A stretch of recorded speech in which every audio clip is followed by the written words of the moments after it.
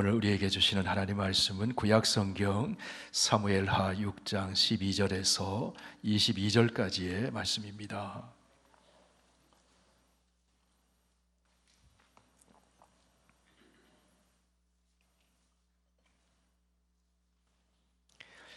구약성경 472쪽에 있습니다. 사무엘하 6장 12절에서 22절까지 계시의 하나님 말씀 봉독할 때 하나님의 음성을 들으실 수 있기 바랍니다. 어떤 사람이 다윗 왕에게 아뢰어 이르되 여호와께서 하나님의 괴로 말미암아 오벳에돔의 집과 그의 모든 소유에 복을 주셨다 한지라 다윗이 가서 하나님의 괴를 기쁨으로 메고 오벳에돔의 집에서 다윗 성으로 올라갈새 여호와의 괴를 맨 사람들이 6걸음을 가매 다윗이 소와 살진 송아지로 제사를 드리고 다윗이 여호와 앞에서 힘을 다하여 춤을 추는데 그때에 다윗이 배 에봇을 입었더라. 다윗과 온 이스라엘 족속이 즐거이 환호하며 나팔을 불고 여호와의 궤를 메어 오니라. 여호와의 궤가 다윗 성으로 들어올 때에 사울의 딸 미갈이 창으로 내다보다가 다윗 왕이 여호와 앞에서 뛰놀며 춤추는 것을 보고 심중에 그를 업신여기니라. 여호와의 궤를 메고 들어가서 다윗이 그것을 위하여 천장막 가운데 그 준비한 자리에 그것을 두매 다윗이 번제와 화목제를 여호와 앞에 드리니라. 다윗이 번제와 화목제 드리기를 마치고 만군의 여호와의 이름으로 백성에게 축복하고 모든 백성 곧 온 이스라엘 무리에게 남녀를 막론하고 떡 한 개와 고기 한 조각과 건포도 떡 한 덩이씩 나누어 주매 모든 백성이 각기 집으로 돌아가니라. 다윗이 자기의 가족에게 축복하러 돌아오매 사울의 딸 미갈이 나와서 다윗을 맞으며 이르되 이스라엘 왕이 오늘 어떻게 영화로운지 방탕한 자가 염치 없이 자기 몸을 드러내는 것처럼 오늘 그의 신복의 계집종의 눈앞에서 몸을 드러내셨도다 하니 다윗이 미갈에게 이르되 이는 여호와 앞에서 한 것이니라. 그가 내 아버지와 그의 온 집을 버리시고 나를 택하사 나를 여호와 백성 이스라엘의 주권자로 삼으셨으니 내가 여호와 앞에서 뛰놀리라. 내가 이보다 더 낮아져서 스스로 천하게 보일지라도 내가 말한 바 계집종에게는 내가 높임을 받으리라 한지라. 아멘. 하나님, 예배드릴 수 있는 은총 주셔서 감사합니다. 예배 가운데 임하시고 우리의 삶을 만지시는 살아계신 하나님을 이 시간도 만나게 하여 주옵소서. 말씀으로 우리를 교훈하시고 그 빛으로 인도하셔서 실족하지 않고 승리의 걸음 승리하는 인생 되도록 인도하여 주옵소서. 예수님 이름으로 기도하옵나이다. 아멘. 하나님의 말씀인 성경을 읽어보면 하나님을 계시해 주시는데 하나님은 찾으시는 하나님이심을 알 수 있습니다. 하나님이 무엇을 찾으실까요? 하나님은 사람을 찾으십니다. 첫째로 하나님은 하나님의 품을 떠난 잃어버린 사람을 찾으십니다. 죄를 짓고 숨어버린 아담을 하나님이 찾으십니다. 아담아, 아담아, 가인아, 가인아. 둘째로 하나님은 하나님의 일을 함께할 사람을 찾으십니다. 전심으로 향하는 사람을 찾으십니다. 그래서 능력을 베푸시고 하나님의 동역자를 삼으십니다. 모세야, 모세야, 사무엘아, 사무엘아. 하나님이 찾으셔요. 셋째로 하나님은 예배자를 찾으십니다. 예수님께서 사마리아 땅의 수가성에서 만난 여인에게 이렇게 말씀을 하셨어요. 하나님 아버지께 참되게 예배하는 자들은 영과 진리로 예배할 때가 오나니 곧 이때라. 아버지께서는 자기에게 이렇게 예배하는 자들을 찾으시느니라. 하나님은 참되게 예배하는 자를 찾으십니다. 은혜 베푸시기 위해서 찾으십니다. 성경의 인물 중에 사울과 다윗은 같은 시대를 산 사람이었습니다. 사울은 이스라엘의 초대 왕이었고 다윗은 사울에 이어서 2대 왕이 되었던 사람입니다. 그런데 성경은 사울은 실패한 인생으로, 다윗은 성공한 인생으로 소개를 합니다. 무엇이 이들의 인생을 이렇게 다르게 만들었을까요? 한 사람은 예배에 실패한 사람이었고 다른 한 사람은 예배에 성공한 사람이었습니다. 사울은 하나님께 드리는 예배를 소홀히 했습니다. 다윗은 자기의 삶의 중심을 하나님을 향한 예배에 두었습니다. 사울에게 쫓겨다니면서 광야를 전전할 때에도 다윗은 하나님을 찾았습니다. 하나님께 예배드리는 삶을 살았습니다. 예배자의 삶을 통해 다윗은 하나님을 만나고 하나님의 위로를 받고 상한 마음을 치유받고 새 힘을 얻었습니다. 예배자의 삶이 다윗으로 하여금 광야의 고난을 통과하는 원동력이 되게 했다는 것입니다. 성도 여러분, 예배 잘 드리면 승리합니다. 고난을 이겨낼 수 있습니다. 왕이 되었을 때에도 다윗의 삶의 중심에는 예배가 있었습니다. 하나님은 그 다윗을 기뻐하셨어요. 하나님은 내 마음에 합한 사람이라고 인정해 주시고 하나님의 뜻을 이루는 선한 도구로 사용하셨습니다. 그 다윗의 후손에서 우리 주 예수 그리스도가 나심으로 하나님의 구원의 경륜을 이루어 가셨습니다. 요한계시록 마지막 장에서 예수님은 자신을 소개하실 때 이렇게 말씀합니다. 나는 다윗의 뿌리요 자손이니 곧 광명한 새벽별이라. 온 우주의 창조주이신 하나님 되시는 우리 예수님이 나는 다윗의 뿌리다, 다윗의 이름을 말씀하셔요. 그러니 성도 여러분, 다윗이 얼마나 축복된 인생을 산 겁니까? 예배에 성공한 사람, 그가 인생에 승리하는 사람이 되었어요. 그렇다면 여러분, 이토록 중요한 예배가 무엇입니까? 예배는 하나님을 하나님의 이름에 합당하게 높여드리는 거예요. 창조주요, 구속주요, 주권자요, 통치자이신 하나님을, 하나님 되심을 최고로 높여드리는 거예요. 예배는 구원받은 성도들이 하나님이 행하신 일에 감사하면서 하나님께 영광을 돌리는 겁니다. 예배는 하나님께 사랑을 받은 사람이 나도 하나님 사랑합니다, 하나님께 사랑을 표현하는 것. 우리가 존재하는 목적은 하나님을 예배하고 하나님을 영원히 즐거워하는 것입니다. 예배를 통해 하나님은 영광, 우리는 하나님께 영광 돌리고 하나님은 예배자를 축복해 주십니다. 우리가 예배드릴 때 하나님은 그 영광의 빛을 우리의 삶에 비춰 주십니다. 그러므로 예배를 드리고 나면 어두운 삶이 밝아집니다. 예배는 하나님의 생명을 채움받는 겁니다. 세상에서 상하고 지치고 고갈된 우리의 생명은 예배를 드릴 때 하나님이 부어주시는 생명의 영, 성령으로 충만하게 채워지게 돼요. 하나님을 예배할 때 우리는 안식을 얻고 위로를 받고 치유를 경험하고 하나님의 세계를 볼 수 있는 눈이 열려지게 돼요. 그러하기에 하나님 관심은 우리가 예배자로 사는 거예요. 참된 예배자로 사는 겁니다. 저와 여러분이 참된 예배자가 되기를 축원합니다. 하나님 나라 갈 때까지 참된 예배자가 되기를 축원합니다. 예수 그리스도를 믿으면 누구나 구원을 받게 됩니다. 구원을 받게 되면 우리의 삶엔 중심 이동이 일어나게 돼요.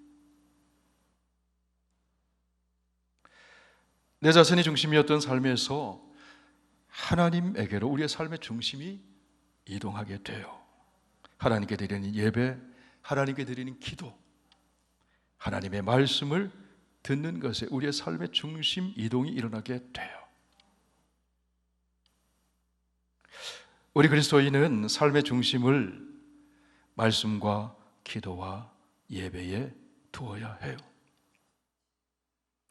그때 우리 삶에는 질서가 잡히고 평안이 임하고 기쁨이 생깁니다. 그러므로 중심을 잘 잡고 살아요. 절 따라 한번 해보실까요? 중심을 잘 잡고 삽시다. 중심을 잡아야 돼요. 중심이 흔들리면 안 돼요. 성도는, 교회는 어떤 곳일까요? 교회는 우리의 삶의 중심을 잡는 곳이에요. 온 성도들이 교회라는 공동체를 통하여 하나님을 예배할 때 삶의 중심이 잡히게 돼요. 예배에 성공할 때 삶의 중심이 잡히고 승리하는 인생이 됩니다. 예배에 실패하면 삶의 중심이 무너져요. 실패하는 인생이 됩니다. 어린 자녀들은 데리고 교회 나올 수 있잖아요. 그런데 자녀들이 학교로, 직장으로, 결혼 생활로 떠나가게 되면 늘 믿음의 부모들은 그 기도 제목이죠. 학교에 가도 교회를 찾는 것, 취직을 해도 교회를 찾는 것, 이사를 가도 교회를 찾는 거예요. 어느 교회에 가서 예배드릴까? 그게 가장 중요합니다. 그게 삶의 중심을 잡아주기 때문에 그래요. 교회 가서 예배드려야지 삶의 중심이 잡히죠. 그렇게 믿으시면 아멘 합시다.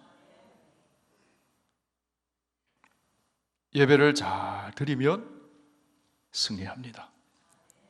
오늘 본문 말씀은 인생의 승리자가 되는 예배자 다윗 이야기의 한 장면을 보여줍니다.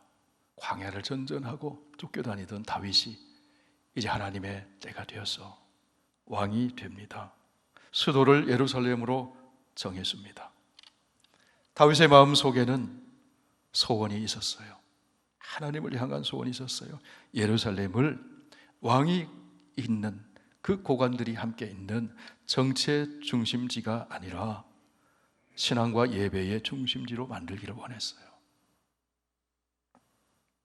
다윗은 하나님을 신앙하고 예배함으로 온 나라와 백성이 하나님의 선하신 통치 아래서 의를 행하고 사랑을 실천하고 생명을 소중히 여기면서 하나님의 언약 백성답게 구별되게 살기를 바랬습니다. 자기 자신과 이스라엘 백성의 삶의 중심을 예배에 두기 위하여 다윗이 우선적으로 시행한 정책이 있습니다. 법궤를 예루살렘으로 모셔오는 거예요. 그런데 법궤가 무엇입니까? 출애굽한 이스라엘 백성들에게 하나님이 시내산에서 언약을 맺으시고 십계명의 말씀을 주시고 성막을 건설하도록 말씀하셨잖아요. 성막을 건설하고 그 성막에게 성소, 지성소에 모셔놓은 것이 언약궤잖아요. 법궤. 이 법궤는, 그 법궤는 죄를 속량하는 것이라고 해서 속죄소라고 합니다. 하나님의 은혜가 베풀어지는 자리라고 해서 시은자, 멀시 시트, 은혜의 보좌라고 불렀어요. 이 상자 속에는 하나님 백성이 지켜야 할 십계명을 적은 두 돌판이 있습니다. 광야에서 매일매일 먹여주셨던 하나님의 은혜를 기억하라고 만나를 담은 항아리를 넣어두었어요. 하나님의 선택하심과 리더십, 그 상징하는 아론의 쌍난 지팡이가 들어 있었습니다. 광야에서 이스라엘 백성들이 행진할 때 레위인들이 법궤를 채에 꿰어서 어깨에 메고 가면 이스라엘 백성들이 그 법궤를 따라갔어요. 법궤가 머물면 그 법궤를 중심으로 동서남북 진을 치고 법궤를 한복판에 모시고 잠을 청했어요. 법궤 그림 한번 보여주세요. 이렇게 생긴 거죠. 법궤.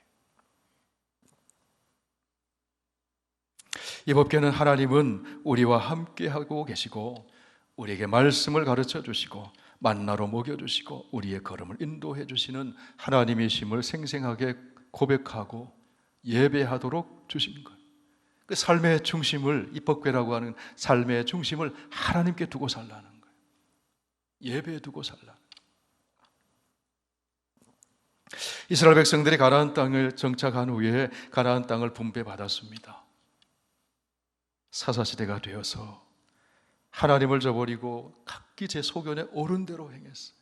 삶의 질서가 무너졌어요. 삶의 중심이 무너졌어요. 그렇게 하니 전쟁에서 이스라엘 백성들이 자꾸 패하는 거예요. 제사장 엘리의 아들 홈리와 비누하스가 제사장으로 있었을 때 이스라엘 백성들은 전쟁에서 승리하려고 하면 어떻게 해야 될지, 법궤를 메고 전쟁터에 나가면 이길 것이라고. 홈리와 비누하스는 예배를 타락시켰던 사람들이잖아요. 법궤를 메고 나가면 전쟁에서 이길 것이라고. 이스라엘 백성들이 하나님을 떠나 악을 행하고 타락하고 인격적인 결단이나 마음의 변화 없이 삶을 하나님 앞에 내어놓고 회개하는 변화 없이 하나님의 능력을 기계적으로 의지하려고 했어요.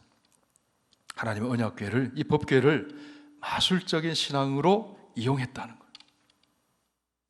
그래서 이스라엘 백성들이 법궤를 메고 전쟁터에 나가 있는데 어떻게 됐습니까? 전쟁에서 패합니다.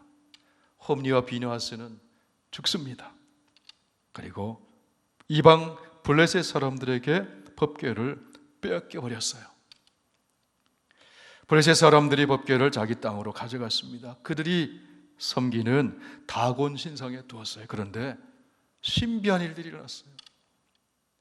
다곤 신상이 엎드러지면서 목이 꺾이고 팔이 부러지고 전염병이 돌고 그런 일들이 벌어졌어요. 그러자 블레셋 사람들이 두려워졌어요. 그래서 그 법궤를 수레에 싣고 소에 몰고 이스라엘 땅으로 향해서 법궤를 다시 돌려보냅니다. 이스라엘 사람들은 법궤를 받아서 아비나답이라고 하는 사람의 집에 모셔놓았습니다. 이때 이스라엘의 왕이 사울 왕이었어요. 사울은 하나님에 대해 무관심했어요. 법궤를 아비나답의 집에 방치해 놓았습니다. 그런데 다윗이 왕이 되자 예루살렘의 수도를 정하고 이제 법궤를 옮겨오기로 그렇게 결정을 합니다. 다윗의 삶의 중심에 누가 있었다는 겁니까? 하나님이 계셨다는 거예요. 하나님께 드리는 예배가 다윗의 삶의 중심에 자리하고 있었다는 거예요. 다윗은 사람들을 뽑았습니다. 그래서 아비나답의 집으로 가서 법궤를 예루살렘으로 옮겨옵니다. 그런데 어떻게 옮겨오는가 하면 블레셋 사람들처럼 옮겨왔어요. 새수레에 법궤를 싣고 소가 끌도록 하고 아비나답의 두 아들 우사와 아효가 수레를 몰도록 하면서 법궤를 옮기려고 했어요. 이스라엘 사람들은 법궤 앞에서 악기를 연주하며 기뻐하고 춤을 추었습니다. 우사와 아효가 수레를 모는 가운데 나곤의 타작마당에 소들이 당도했을 때 소들이 놀라서 펄쩍 뛰었습니다. 법궤가 흔들린 거예요. 그때 우사가 법궤가 넘어지지 않도록 법궤를 잡았습니다. 손으로. 그래서 어떤 일이 벌어졌습니까? 우사가 그 자리에서 죽음을 당했습니다. 우사는 법궤를 모시다가 죽음을 당했어요. 그 이유가 무엇이었습니까? 법궤를 하나님의 말씀의 법도에 따라 모시지 않고 자기 방식대로 이방 사람들이 옮기는 그런 방식을 따라서 법궤를 옮기려고 했다는 거예요.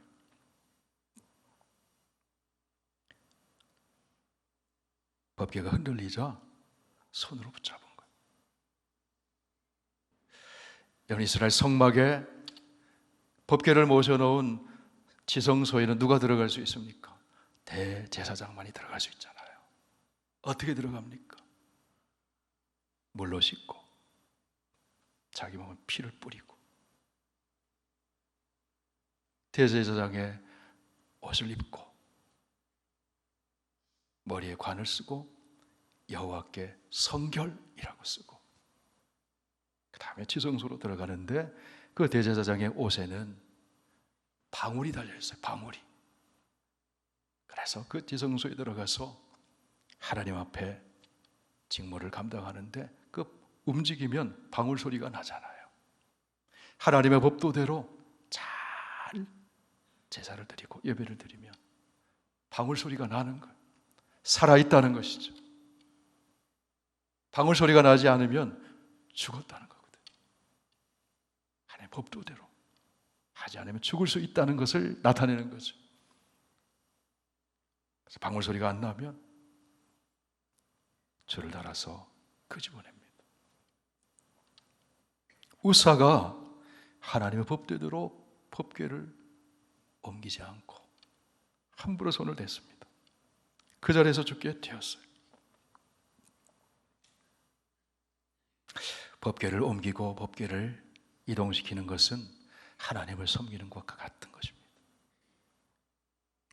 오늘 우리가 섬기고 봉사하는 그리스도의 몸인 교회 공동체는 하나님의 법궤를 모시고 있는 성소와도 같아요. 하나님의 임재가 있는 곳. 주님의 몸된 공동체를 우리는 어떻게 섬겨야 할까요? 하나님의 말씀해 주시는 법도대로 섬겨야 돼요. 법궤가 흔들린다고 해서 내가 바로잡아야지 인간적인 방법을 쓰면 안 된다는 거예요. 하나님이 우리를 관리하시고 보호하셔야지 우리가 하나님을 내 마음대로 관리하려고 해서는 안 된다. 하나님의 교회에서 함부로 행동해서는 안 된다는 거예요. 자동차 운전하면 길에 표지판들이 많잖아요. 주로 경고 표지판이 많아요. 위험, 낙석주의, 눈 비 올 때 미끄러지니 속도를 낮추시오. 성경에도 그런 표지판과 같은 것들이 있다는 거예요. 이건 조심해라. 이건 주의해라.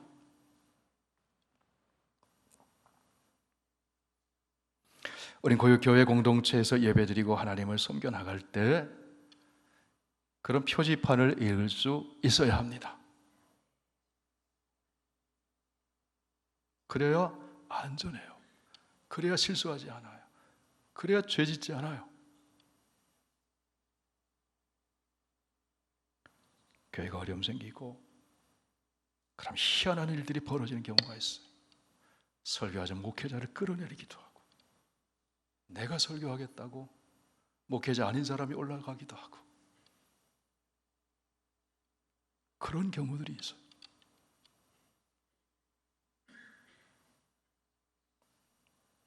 우사가 흔들리는 법궤를 붙잡았다가 죽는 모습을 이스라엘 백성들이 보았습니다. 다윗도 보았습니다. 법궤를 잘못 옮기다가 큰일 나는구나. 그래서 어떻게 합니까? 오벳 에돔의 집에 법궤를 맡겨놓고 돌아옵니다. 3개월의 시간이 지났습니다. 그런데 오벳 에돔의 집이 하나님으로부터 복을 받았다는 소문을 듣고 다윗이 다시 생각을 해보는 거예요. 그렇지, 하나님의 법궤를 잘 모시면 복을 받고 평안이 임하는 것이지. 그런데 우리 우사는 왜 죽음을 당했을까 생각해 보는 거죠. 역대상 15장에 보면 다윗이 늘 하나님 앞에 묻고 기도하는 가운데 일을 행했는데 그때는 그렇게 하지 않았어요. 그래서 다시 하나님 앞에 나갔을 때 법궤를 옮기는 방법은 하나님의 법도를 따라 레위인들이 채에 꿰어서 어깨에 메고 옮겨야 된다는 것을 알았습니다. 말씀과 기도 없이 하나님 법궤를 모시려다가 낭패를 당했다는 것을 그제서야 깨닫게 된 거예요. 그래서 말씀을 따라 그 법도대로 법궤를 다시 옮깁니다. 성도 여러분, 우리가 하나님의 교회에서 섬겨 나갈 때 회의를 하든지 친교를 하든지 봉사를 하든지 말씀과 기도 없이 하는 일들은 시험거리가 될 수 있습니다. 하나님께 영광이 되지 않고 공동체에 유익이 되지 않고 나에게도 복이 되지 않을 수 있습니다. 말씀과 기도 가운데 하나님이 제시해 주시는 표지판을 봐야 됩니다. 그래야 실수하지 않아요. 그대로 할 때 평안이 임하고 하나님의 복이 임하게 되는 거예요.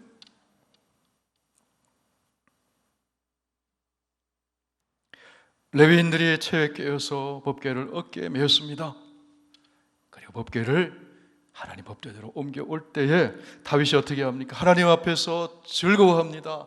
기뻐합니다. 살아계신 하나님 임재 앞에서 춤을 추었어요. 백성들은 환호하고 수금 타고 나팔 불면서 법궤를 모셨어요. 다윗은 하나님께 얼마나 집중해서 전심으로 하나님 앞에서 예배를 드렸든지 입고 있던 에봇이 내려가서 속살이 보이는 것도 몰랐어요.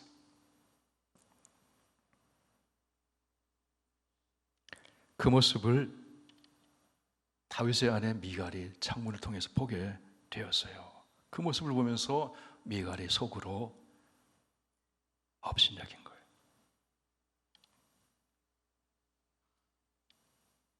다윗은 하나님의 법궤를 예루살렘에 모셔놓고 온 이스라엘 백성들에게 먹을 것을 줍니다.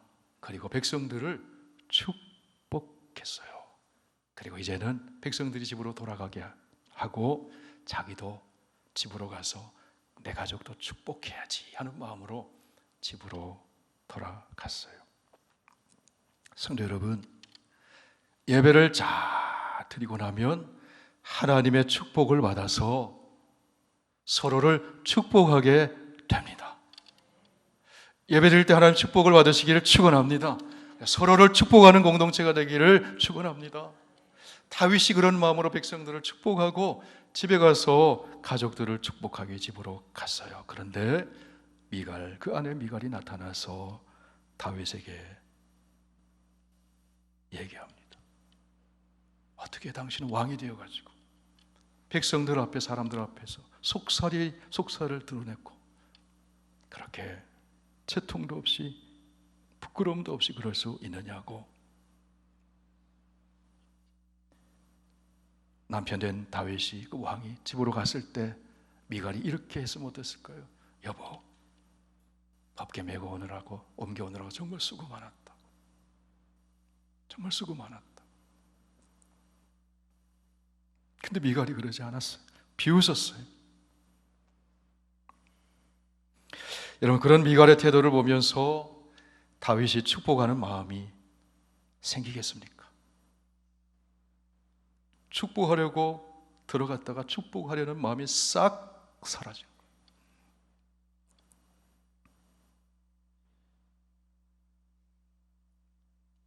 왕이 되어서 왕의 신분인데 어떻게 그럴 수 있느냐고.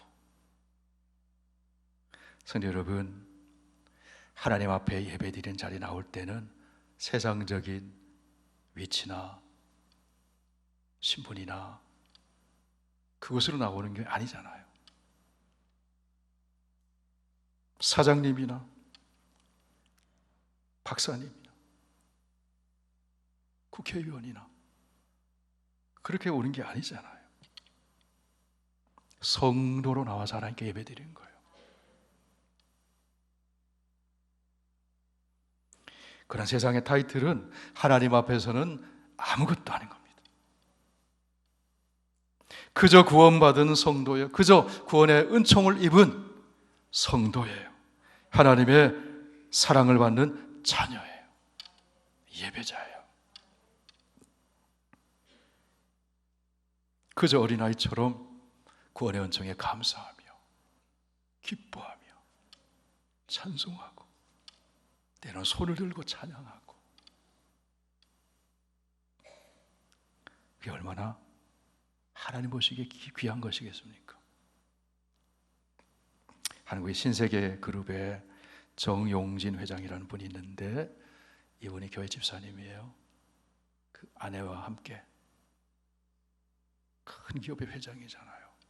근데 이분이 교회에서 특별 새벽 기도회를 하면 예배에 참석을 해서 아내와 함께 참석을 해서 셀폰으로 예배드리는 장면을 찍어서 자기 SNS에 올렸다고 해요. 나 이렇게 하나님께 예배드린다고, 아내와 함께 하나님께 예배드린다고. 성경 공부에 참석하기도 하고 교회 학교에 보내던 아이들을 픽업해서 올기 위해서 기다리기도 하고, 프로야구 구단주잖아요. 이분이 우승했을 때 그 야구장 거기서 마이크를 잡고 이렇게 얘기하더라고요. 이 영광을 하나님께 돌립니다. 그러더라고요.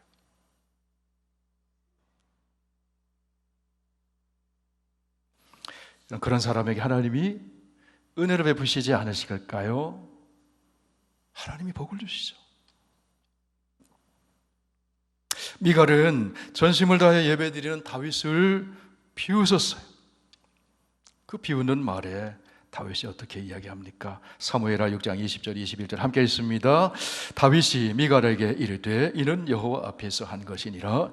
그가 내 아버지 사울과 그의 온 집을 버리시고 나를 택하사 나를 여호와의 백성 이스라엘의 주권자로 삼으셨으니 내가 여호와 앞에서 뛰놀리라. 내가 이보다 더 낮아져서 스스로 천하게 보일지라도 내가 말한 바 계집종에게는 내가 높임을 받으리라 한지라. 이보다 내가 더 낮아진다 할지라도 나는 하나님 앞에서 뛰놀리라.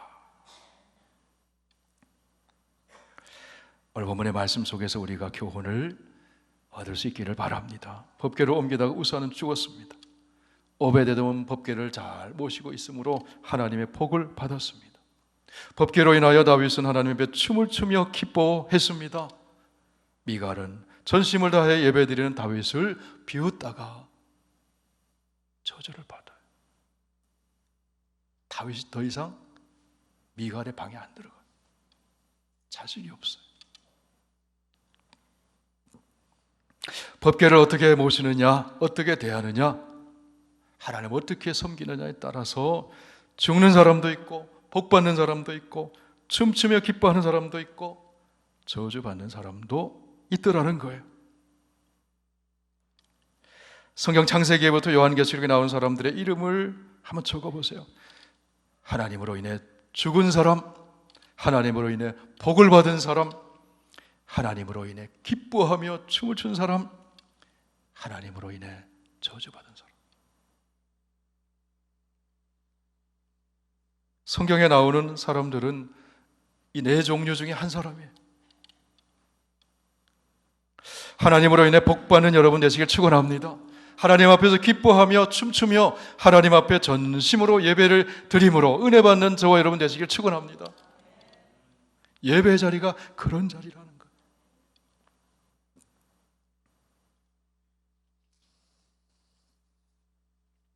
하나님 앞에서 기뻐하며 춤을 추던 예배자 다윗이 한때 실수했어요. 범죄합니다. 그런데 다윗이 버림받지 않고 다시 회복해요. 그 비결이 무엇일까요? 회개했습니다. 예배를 회복했습니다. 시편 51편 같이 한번 읽으실까요? 하나님께서 구하시는 제사는 상한 심령이라. 하나님이여 상하고 통회하는 마음을 주께서 멸시하지 아니하시리라. 주의 은택으로 시온의 선을 행하시고 예루살렘 성을 쌓으소서. 그때에 주께서 의로운 제사와 번제와 온전한 번제를 기뻐하시리니 그때에 그들이 수소를 주의 제단에 드리리이다. 하나님, 다시 예배자로 잘 살겠습니다.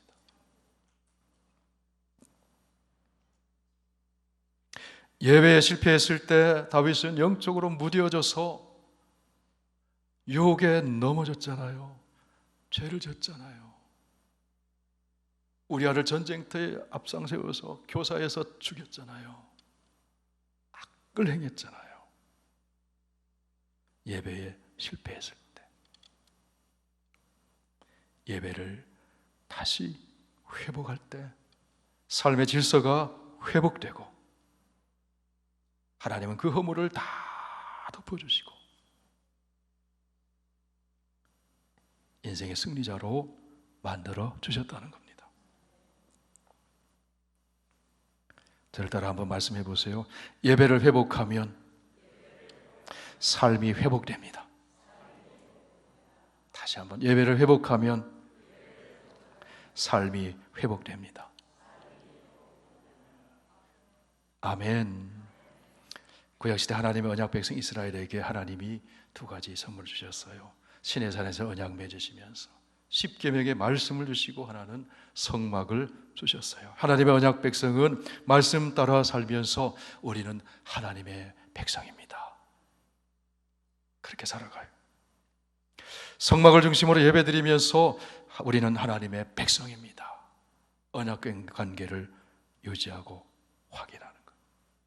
말씀과 예배를 통해서 하나님의 사랑을 확인시켜 주시고, 하나님의 백성임을 다시 한번 확인시켜 주시고, 은혜를 베풀어 주시는 거예요. 인생의 집을 말씀과 예배, 이 두 기둥에 세울 때 그 집은 무너지지 않습니다. 예수 그리스도 안에서 우리는 하나님의 새 백성으로 창조되었어요. 새 언약 백성이 되었습니다. 하나님, 예수 주님은 우리에게 새 계명을 주셨어요. 하나님 사랑, 이웃 사랑, 서로 사랑. 새 언약 백성인 우리 성도들에게 말씀을 따라갈 때 그 인생의 집이 무너지지 않고 형통하게 돼. 그리고 하나님 앞에서 예배자로 살 때마다 우리는 하나님이 나를 사랑하시는구나, 하나님이 나를 구원해 주셨구나, 하나님이 내 인생을 인도하고 계시구나, 내가 하나님과 언약을 맺은 새 백성이 되었구나, 그것을 예배 자리마다 확인하는 것. 성도가 그런 사람입니다. 말씀으로 즐거움을 누리고 예배를 통해 행복을 누리고, 그것이 세상과 구별된 성도예요. 삶의 중심 이동이 되어 있는 성도입니다. 성도는 삶의 중심을 하나님에게 두고 사는 사람이에요. 하나님께 예배 드리는 사람이 성도입니다. 하나님께 예배를 드림으로 창조주 하나님을 만나며 사는 사람이 성도입니다.